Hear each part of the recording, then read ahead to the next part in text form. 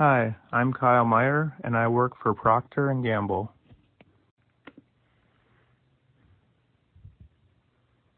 I will begin by pre-warming my piece of tubing and trying to make a hook so it starts to grab. I've inserted the tube into a notch in the mandrel about 3 inches away from the handle. Now that I got a nice hook on there, I'll start my wrap.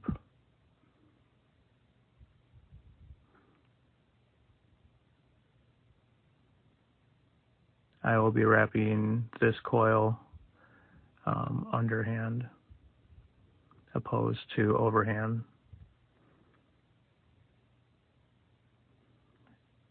As you can see, I'm trying to keep the glass tubing as parallel to the flame as possible.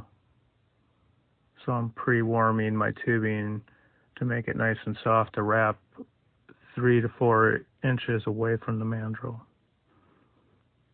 I achieve this with a nice bushy annealing flame with a little extra oxygen in it. I want to get the tubing hot, but I don't want to get it too hot where it's melting and deforming the shape of the tubing. There's a very fine line.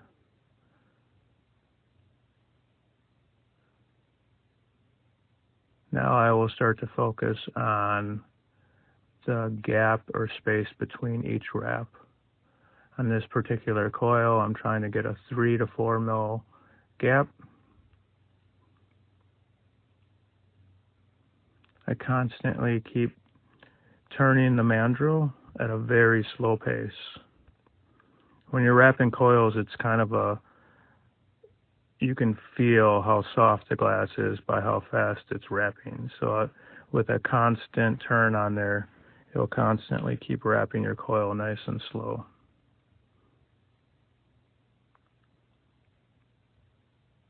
I've used a piece of 9mm tubing that's 60 inches long.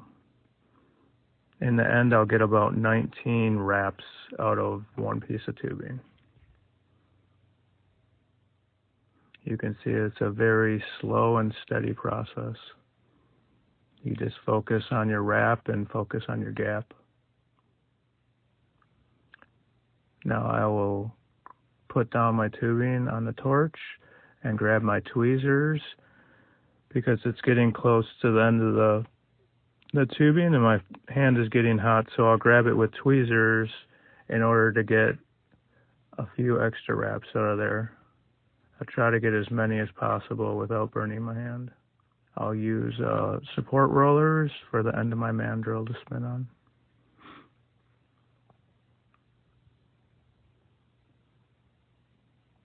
And you can see I'm with the tweezers acting as fingers, I can get almost right into that flame at the very end. I really get as much out of it as possible.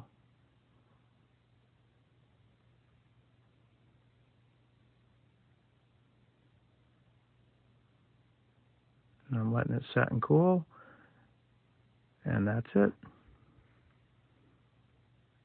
Thanks for watching.